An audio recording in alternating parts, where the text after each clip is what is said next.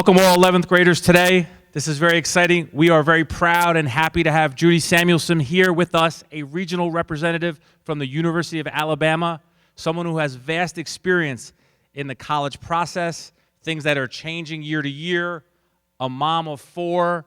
She's going to tell you straight how it is. Please take this opportunity. It's very, very valuable for you to ask questions, to actively listen, and to get something out of this presentation. This is your springboard to your college application process and your pathway as we move into the summer. I'd like to thank Mr. Arthur and your teachers for giving us this time today as a counseling department to bring a representative to inform you of what the next steps are to make this process smooth, successful, and memorable for you and your family.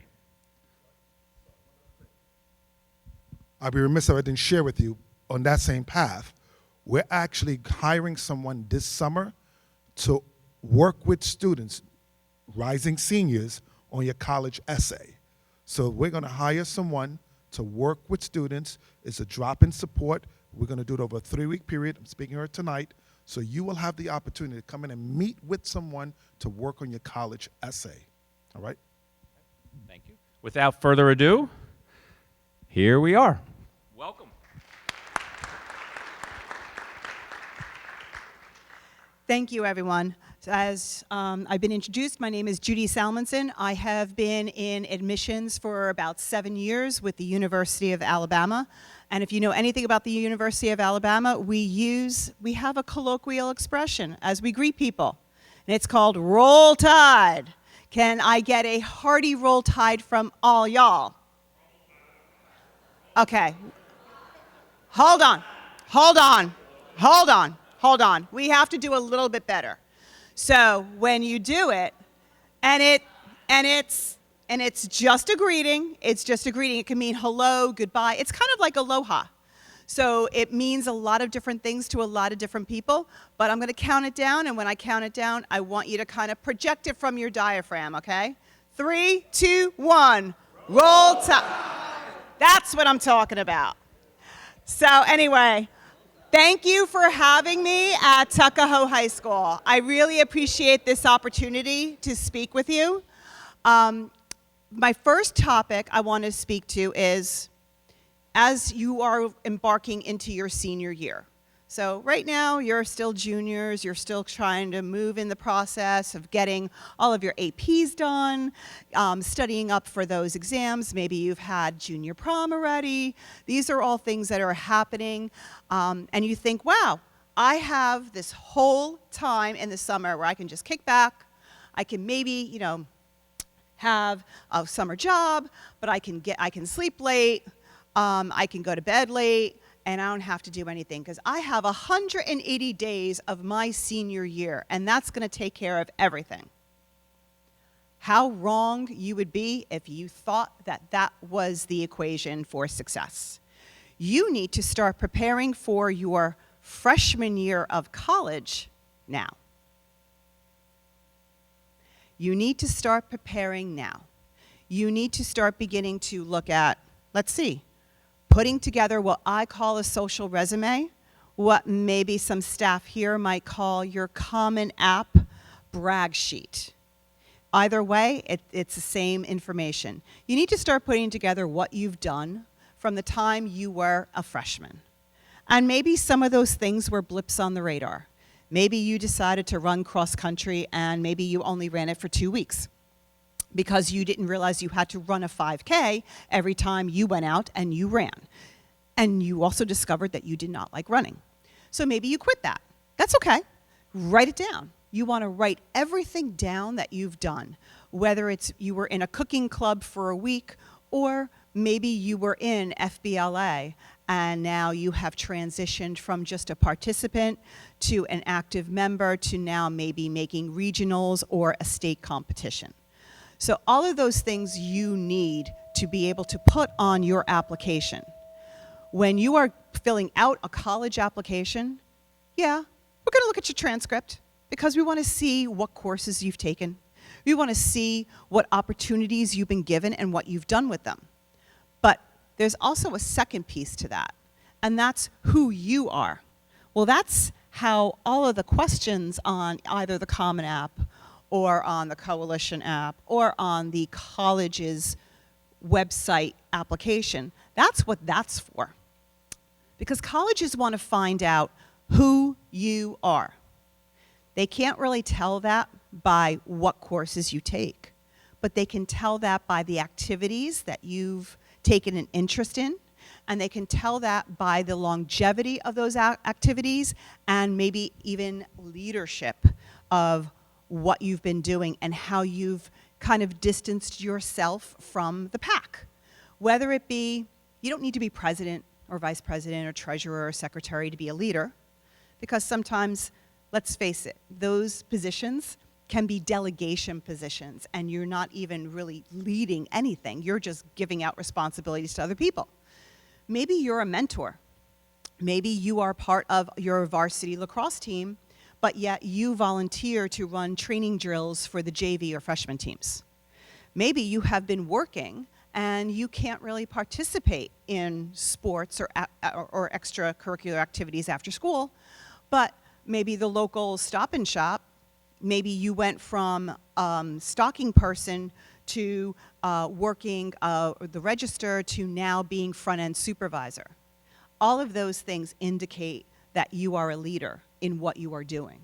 So when we call it a brag sheet, I know as parents we tell our kids, you got to kind of settle down. You got to be humble. You can't go out there and say, I am the best at everything. Well, guess what?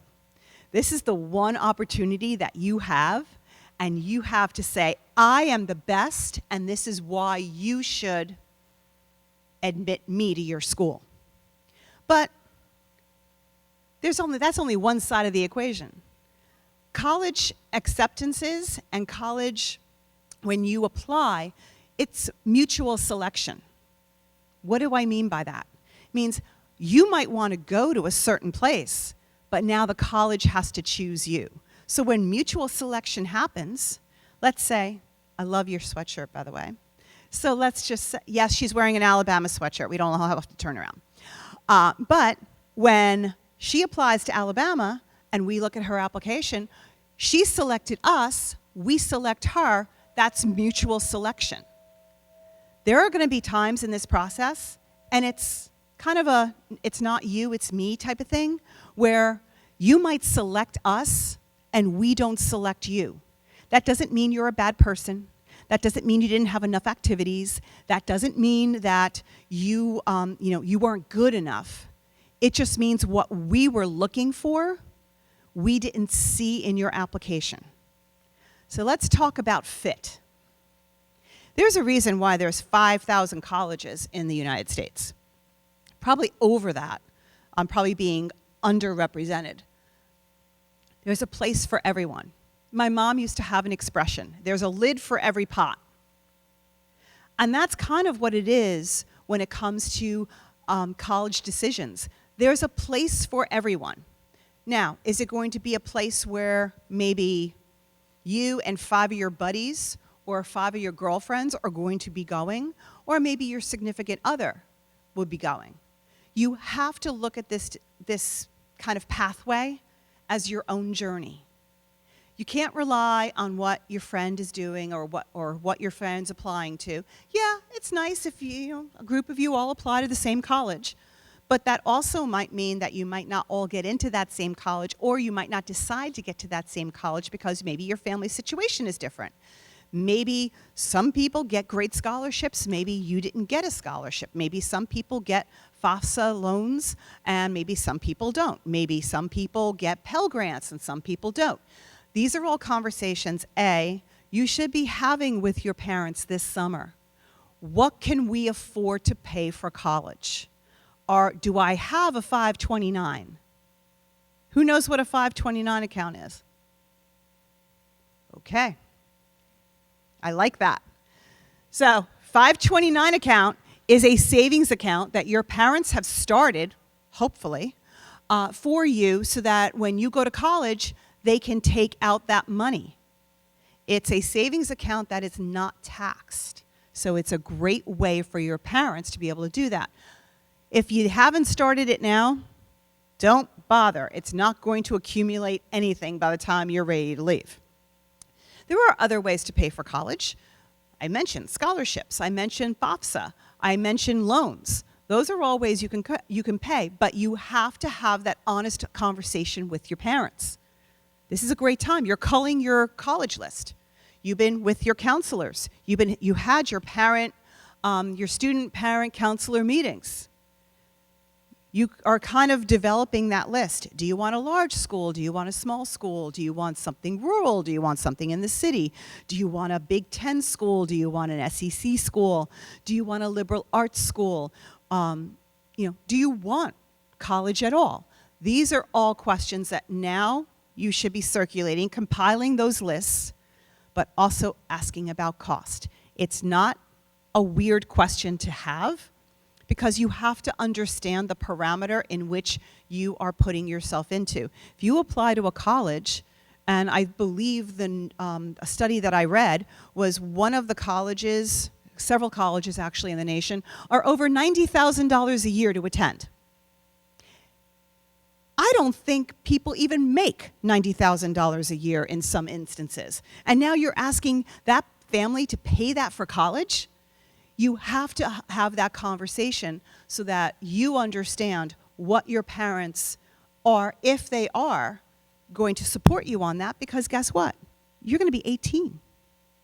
They don't have to pay for your college. You're off the payroll as soon as you hit 18. You are legally an adult, so they don't have to pay for you. So have that conversation. I'm also going to talk about, let's lead into what Mr. Arthur talked about, your essay, your college essay. I'm going to be very upfront. University of Alabama does not require a college essay. I normally get cheers when I hear that, but that's okay. Thank you. Thank you. Roll Tide. I appreciate that. I appreciate that. But there are many colleges who do. We do ask you to write in boxes that are about maybe 150, 250 words. So we're still asking you to write, but we're not asking you to write a prepared statement. But if you are going to be applying to colleges who do require that, this is going to be a great time for you to prep that essay. And since there's going to be someone here that is going to be for that express purpose, that's wonderful. You should take advantage of every opportunity that has been given to you. Because when you get to college, colleges don't care if you get up and go to class. Colleges don't care if you don't do your homework. Colleges don't care if you are not seeking out clubs and activities or internship opportunities. All of that onus is going to be on you guys. You are going to have to be responsible for that. You are going to have to get up for class. Set your alarm because, boy, it comes really early sometimes. Making sure you're taking care of all of your homework, you're reading your syllabi, you're doing everything that you need to do to be successful. That starting point is a resource is going to be here at Tuckahoe High School during the summer. You should take advantage of that. Now, the second part of that, and part of the reason why we don't use college essays in our process, is that we don't want you to lose your voice. What do I mean by that? Your writing voice. Who you are as a person. Foots back to what I said before. We have to find out who you are as a person, and we want to accept that whole person because we want you to fit at our university. Well, when you are working on your college essay, we do not want you to lose your voice. So while edits may happen, and they might tell you certain word choices, don't lose who you are. The more people that do sometimes look at it, it gets watered down, and you lose who you are. We don't want that to happen. So this summer, you're going to work on your brag sheet. You're going to work on your college essay. So click, click. We've already gotten now we're going to move into our 180 days of your senior year. Woohoo! I just promoted you. You're all seniors. Yay! Roll Tide. So now that you're seniors, you're at the top of the food chain. Well, now the work begins. Now you have sports. Now you have clubs. Now you have college applications that you're trying to get out. Oh, wait, Did you guys remember to make sure that you're getting letters of recommendation from your teachers? Did you do that already? You should be requesting them now, so that teachers know that that all needs to be done, because most letters of recommendation need to be submitted by October 1 into their little platform, because you're not allowed to see them. It's something called FERPA. You cannot see your letters of recommendation. So only ask for the letters of recommendation on teachers that you think are going to give you a good letter of recommendation. Now, if you think that somebody might give you a so-so letter, don't ask for the letter of recommendation, because you're not allowed to read it. And you want to make sure that they're presenting the best, your best in that letter. We don't require those either. So again, a really good thing. All right. So now you are heading through this process. You want to be careful of deadlines. So this is where I talk about who drives the bus. No, I'm not asking you to get on a school bus and get in the driver's seat, but I am asking you to take ownership of your application process, and taking ownership of the college admission process itself. Your parents are going to want to help you. I helped all 4 of mine. Some wanted more help than others. But it was important that I gave them the tools so that they could, in essence, drive the bus. Think of it like driver's ed. When you were in driver's ed and you were behind the wheel of a car, didn't it have dual steering wheels? It had dual brakes, and it had dual gas pedals. They do this so that there's always a safety net while you're driving.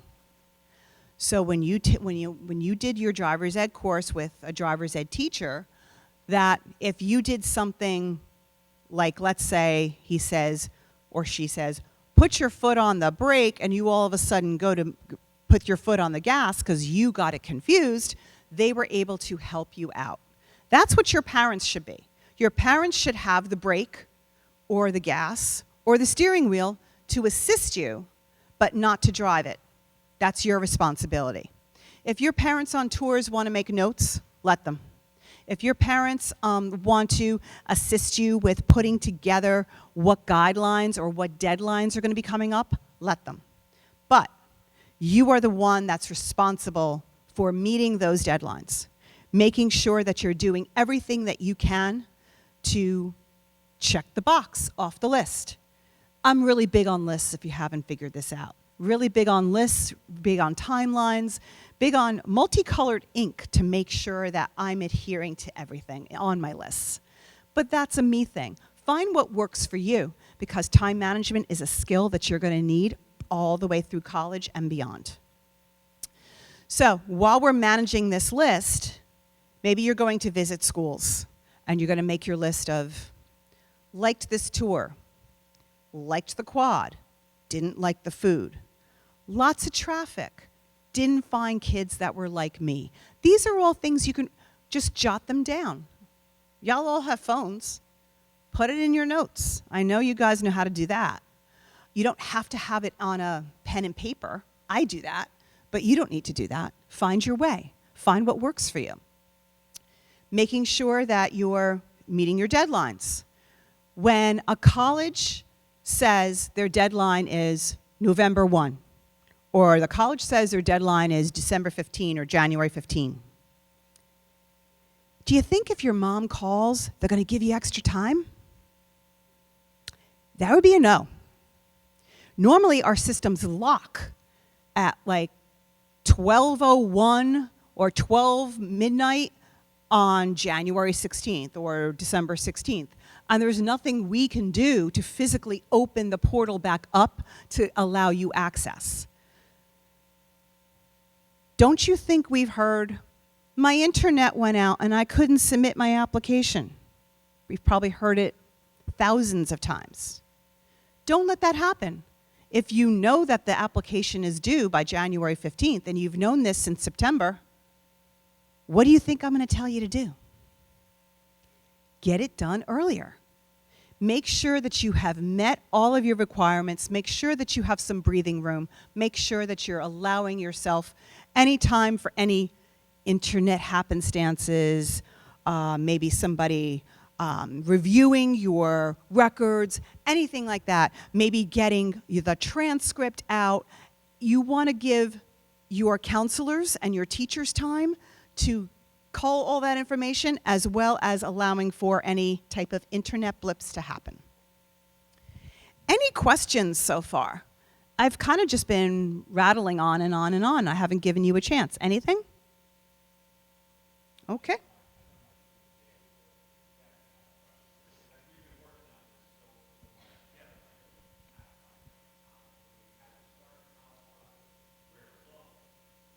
So Bailey, you have a question? What sports do we offer? Well, we are a D1 school. So my new thing after the past year and a half is that we are a hashtag everything school. We are good at everything. I'm not really here.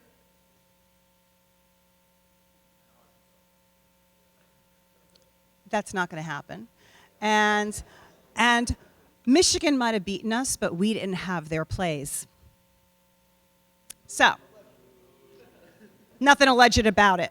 But anyway, we will gloss over that. Where was Michigan in the Final Four in basketball? Yeah, weren't there. Who was? Okay.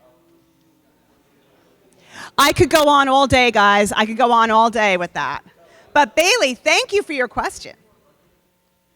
Rugby, I think we have a club rugby team, but not a D1. Well, and that's okay. And you know what? That's okay. What am I talking about? Fit. That's something that's really important to you. So if that doesn't fit, then I guess you're not going to apply. We'll be sorry to see you go. I did watch A-Day. We were the only college team that was actually broadcast on ESPN this year. Roll Tide. And see, you guys are getting the hang of it. That's what you say. Are we going to win a Natty? That's always the goal. That's always the goal. Okay, so I have seen Nick Saban. Have I met him personally? No, but I did sit at his desk and I did try on his rings. All 8 of them. So anyway, so now let's get back to our process. So our process, and what I always say is you have to trust the process. Yes, that is a Nick Saban quote, and I firmly believe in that you have to trust the process. You do have to visit schools, whether it be virtually or in person. I know some schools, you can't always just fly to California, can't fly to Texas or Alabama to go look. So virtual is going to be important to see what the campus is like.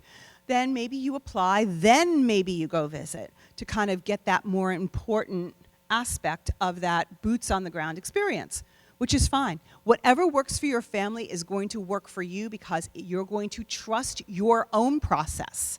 It's a process large, but is also individually tailored. So we want to talk about that. You want to be able to stay organized. How many of y'all have TikTok? Go ahead, raise your hands. I know you do. It's all good. It's all good. It all stays in here. It all stays here. Okay, ladies, how many of you have watched Bama Rush Talk?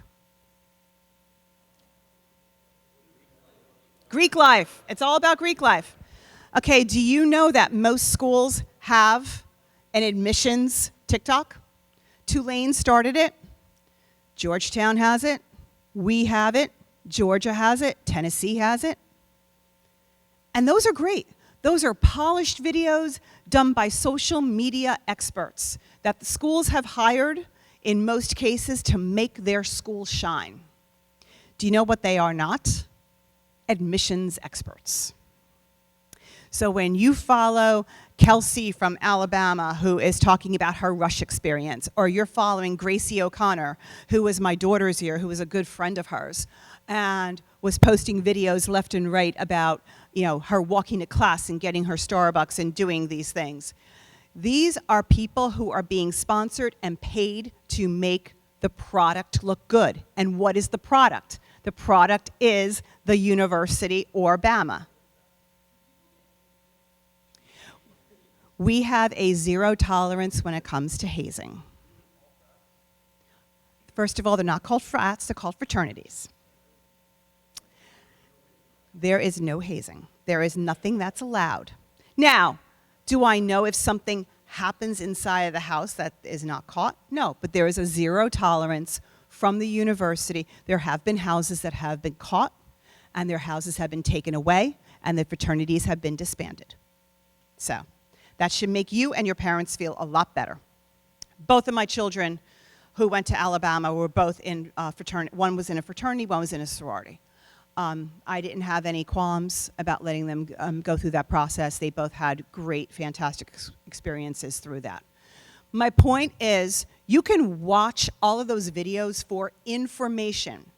So when you're looking at the girls that are getting ready with their OOTD for their sororities, yeah, you laugh, but that's how they sound.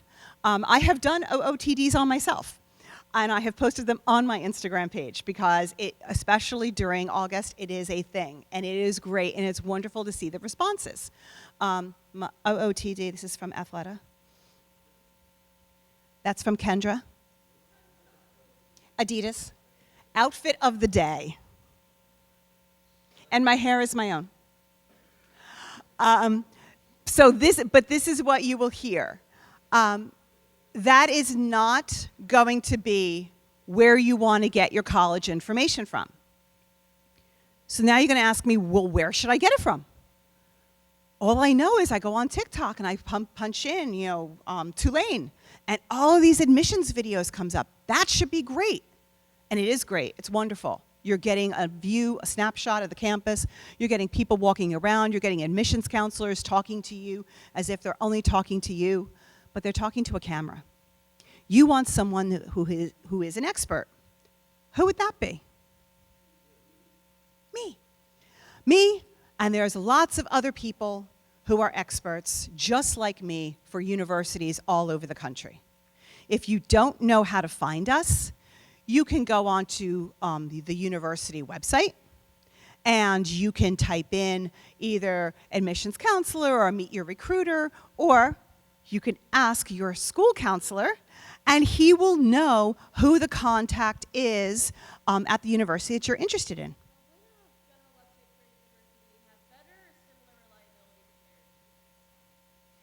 Better, much better, because it's going to be done from the university, from our OIT website, and through our marketing department. So it will be more reliable. But again, if you have a question and you punch it in and you can't find it, don't go to Google. Sometimes Google can be wrong. But call us, email us, text us, call us. We don't mind answering questions. As a matter of fact, that's what we're supposed to do. Like, I'm your area representative. None of you should be calling Alabama with a 205 area code to be finding out the questions that I can answer. I have a 347 area code. I do not understand why, but I do. It's the phone they gave me. So if you see a 347 area code come up, that's going to be me.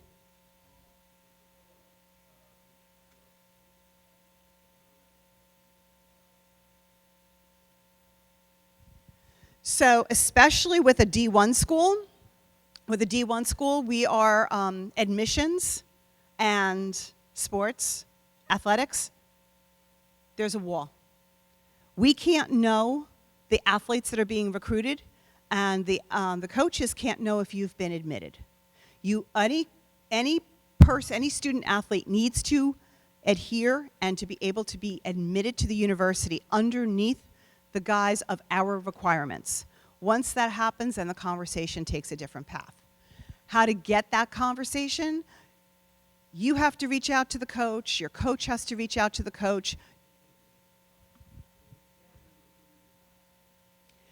No, you can be recruited, but if you apply I'll use an example. There was a student who was a track and field recruit a couple years ago. He had great times. He applied.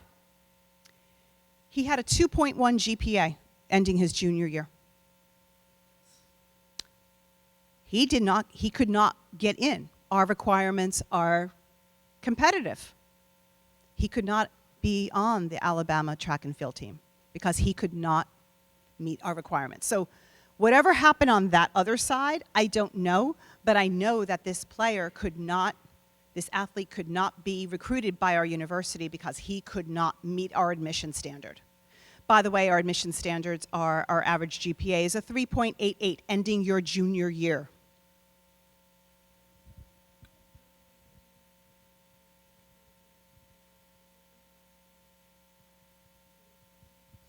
So we don't know where you've applied, but your counselor knows where you applied, especially if you're doing that, that early decision deal, because forms need to be signed. Those forms will say, hey, I can apply to other places, but if I get in here, I don't care about the scholarship, I don't care about financial aid, I don't care about anything else. I have to rescind every other application that I have, and I am coming here. That's what early decision means. So you've got to have that conversation with the parent and make sure that if you're applying to that $90,000 school, let's say it's Wesleyan, you have to make sure that if you go ED and you get admitted, that you are definitely going there and there's no consideration for scholarships. Early action is different. Early action just means that you're applying early and you will get a decision early. We are rolling. I do not know when that's going to change. I foresee that it will change. I just don't know when. Rolling means you apply. Your decision doesn't need to come at a certain time. It can come anywhere between 4 to 6 weeks and 4 to 6 months, depending upon what is needed to kind of go over your application. Remember, I told you, we're looking for fit.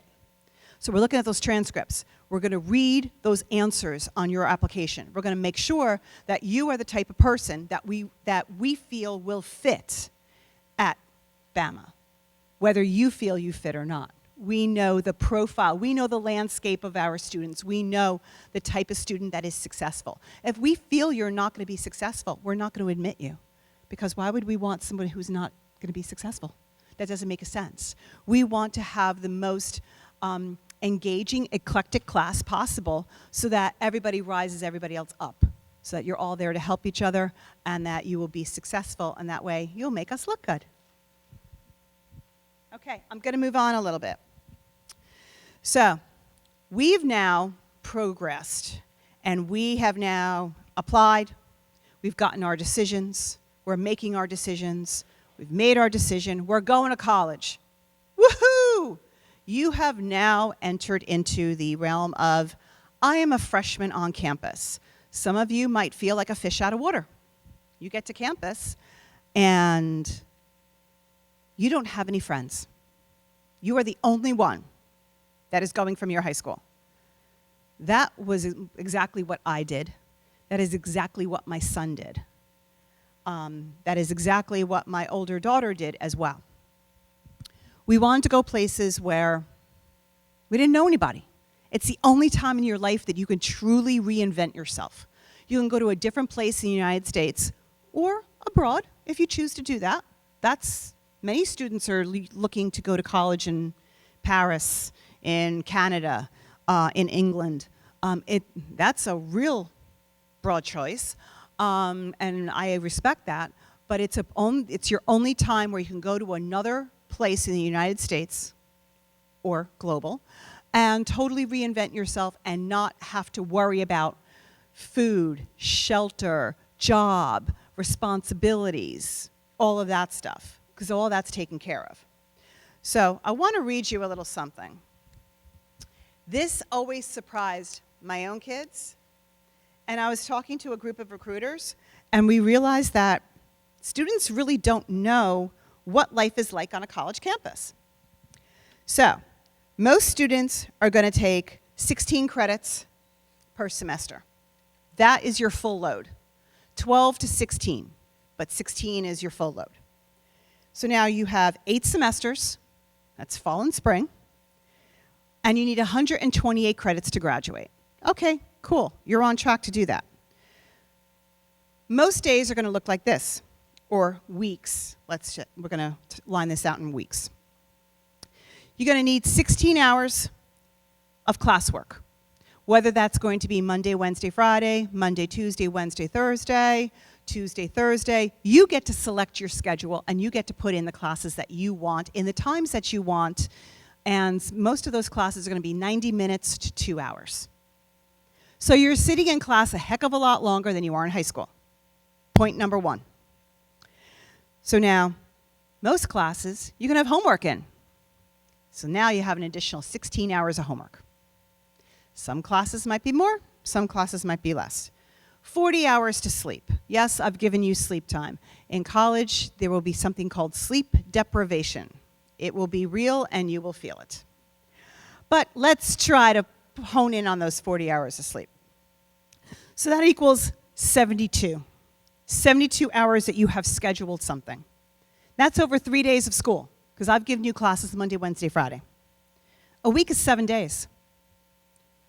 What are you doing the other 4 days? I've heard chilling, I've heard partying, extracurricular, studying. Okay, so you think now you have 4 full days of doing nothing, right? You have 4 full days of doing nothing. In high school, you were scheduled for 6.5 hours a day, 5 days a week, you were in class. So really the only free time you had was on the weekend. So you had 2 free days. Wow, you have 2 additional free days, right? No, you do not. You better find your library. At the University of Alabama, we have 10 libraries on campus.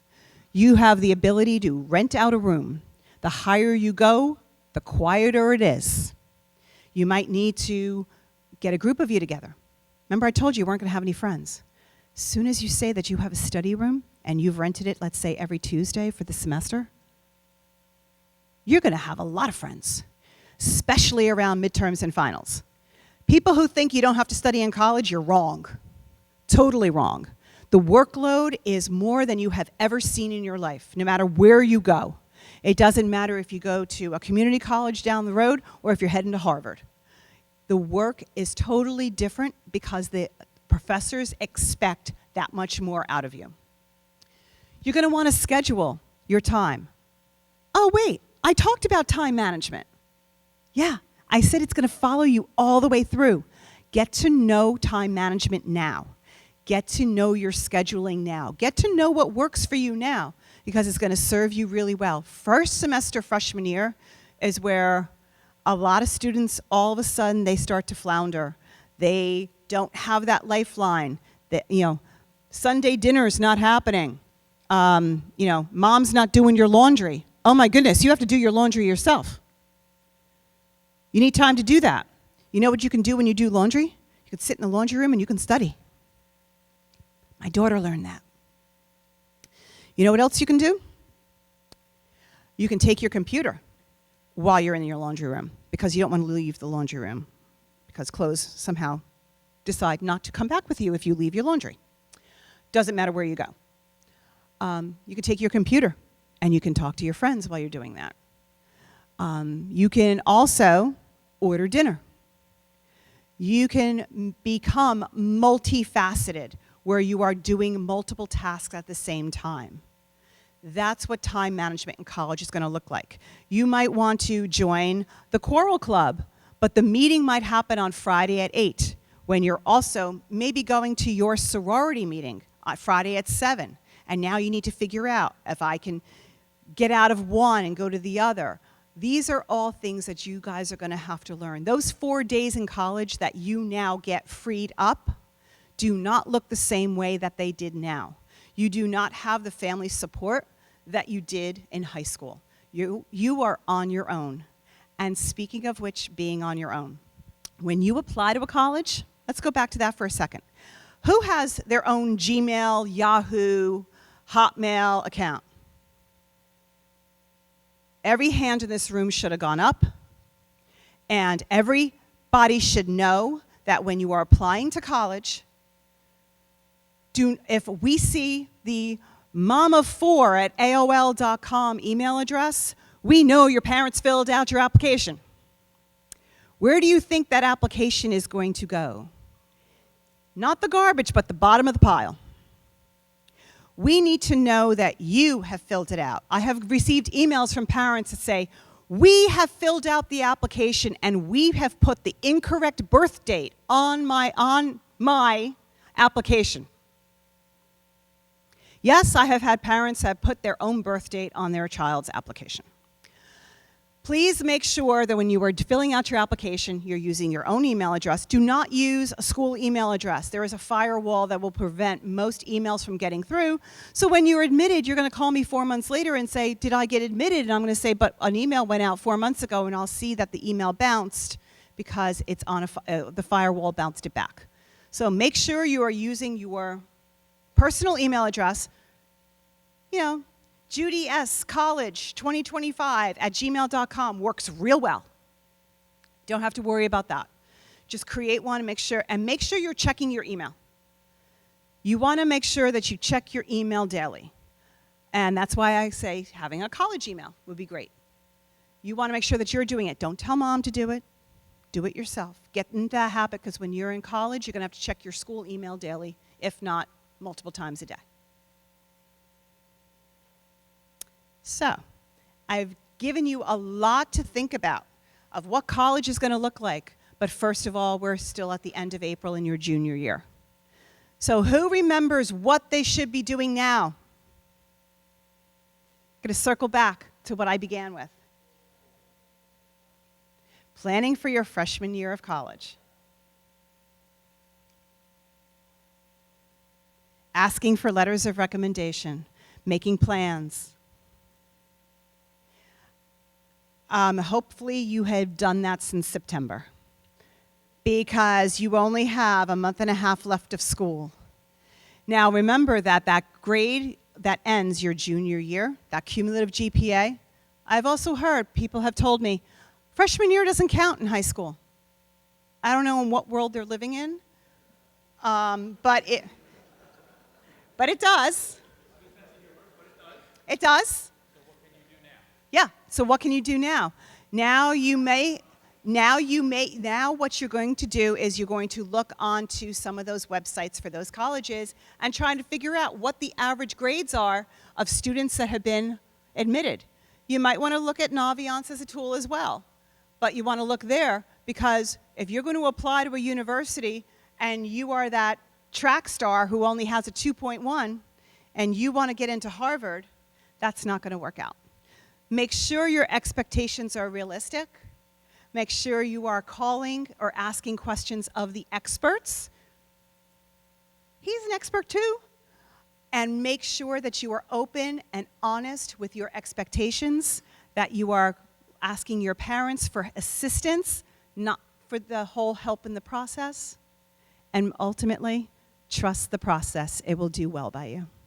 Roll Tide, guys. Thank you. We're not going anywhere yet. Let's have Judy get a glass of water. She did a lot of presenting. Do we have any questions, as we have a few moments left, right? And what could we be doing now into the summer to prepare ourselves for the fall application process, possibly early action date, November 1st, November 15th? What should we be doing when we visit schools? Do colleges log if we're following them on social media? Do they log if we're virtually visiting or in person or at a college fair? Should we be taking the business card of the representative we speak to at the college fair or when we visit and sending them an email to keep the communication going? These are all some great questions that we might want to ask the expert in front of us.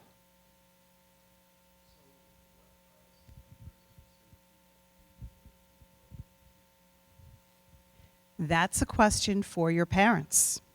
You can go on to any college website and you can look at the tuition for 12 to 16 credits, which is 1 semester, and it'll give you a blanket price. Then underneath it, it should say for in-state or out-of-state. Guess what? Out-of-state is more expensive. You are not paying taxes, especially if on a public university, you're not paying taxes to assist in that university's upkeep and how it runs. So you're going to pay more. It will line out per credit 1 through 11 of how much you would be paying for tuition. But again, any cost is up to you and your family.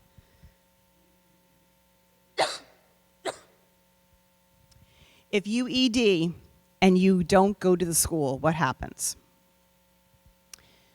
That's a tough choice because your counselor has signed a letter that states that you will attend. Your parents have signed a letter that states you will attend, no matter what. You'd have to contact the school and find out what they want to do. They might hold you to it.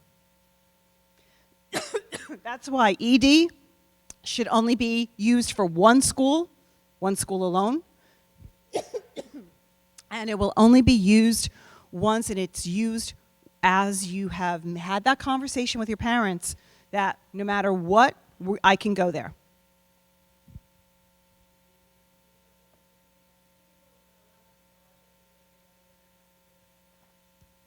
It all depends on the school.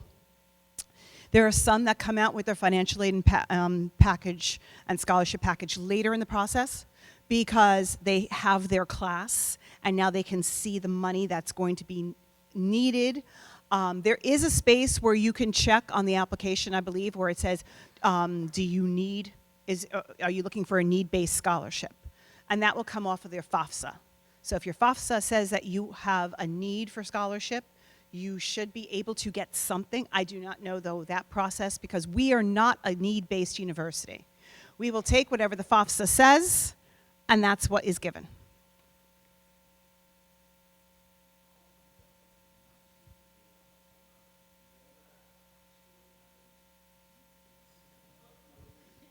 Guess what? It's on your transcript. We also, most colleges will also look at any discipline arenas.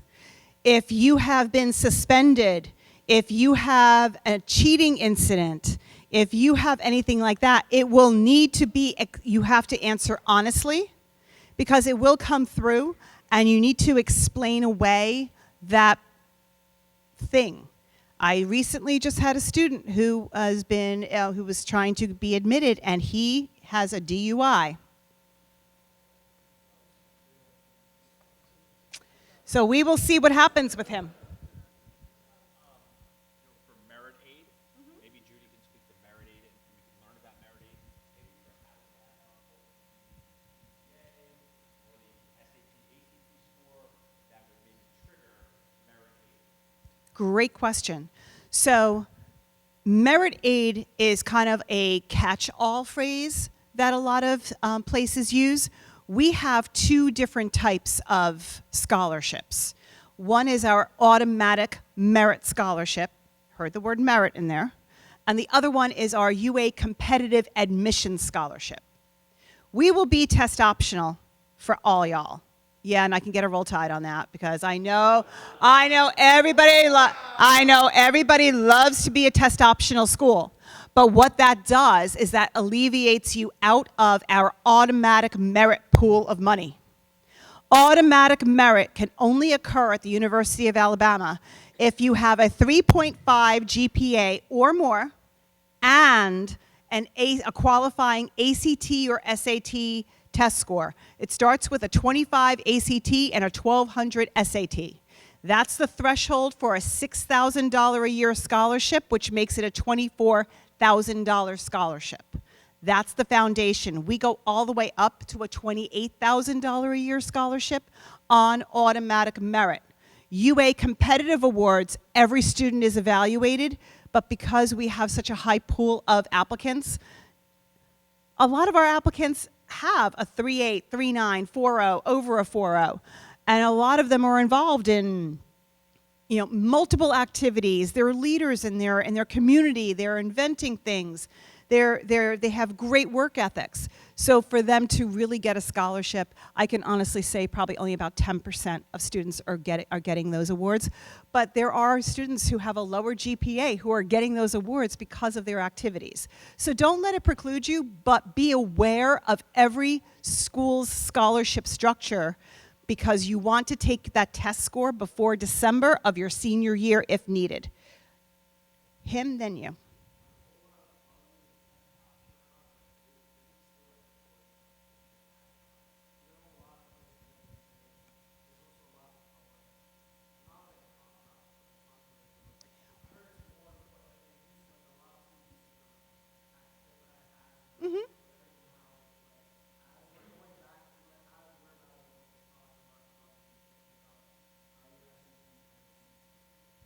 So at the University of Alabama, I believe that if you need, if you need automatic merit money to attend the university, like without that $15,000 scholarship, I cannot attend UA. I know the cost, I know what my parents can afford to pay, and I need this scholarship. If you need that scholarship, you need to take a test.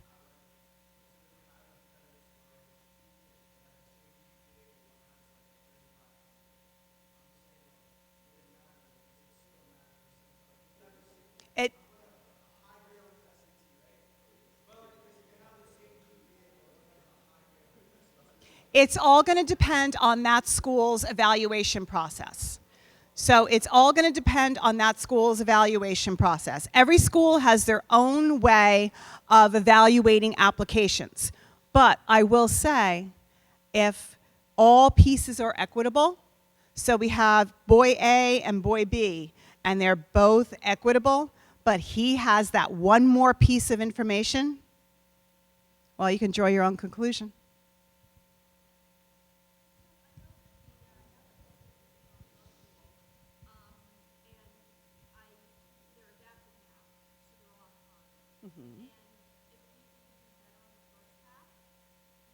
You get a harder one on the second, yep.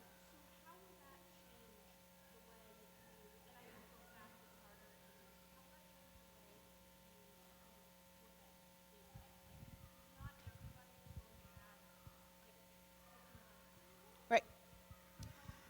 So that's going to be, we're going to be adaptive, and we're going to have to learn through that process as well. Because now that just started happening in March, now you're the class, for lack of a better word, you guys are the guinea pigs. And you're going to have to see how that lines up. So you might take the SAT, and then you might take an ACT, and then you might decide, okay, I'm just going to roll the dice, and I'm going to apply test optional. While many schools are moving back to an SAT, ACT requirement on their applications, I can think of 4 SEC schools right now that have that requirement. For us, at least, it's not that requirement for that. So we give you that grace when it comes to admission, but when you need that automatic scholarship, that's where that's going to be. I think test prep is going to be your best friend. Learning, I know that a lot of the test prep has been now through the old SAT. So you didn't have that experience of the new digital version when you were in that test prep. I think the more tests that come out, so I believe June will be the next one. So now you'll have March and May. So by the time you get to the summer, there should be some other test prep online that will help you with those adaptive situations. Yes?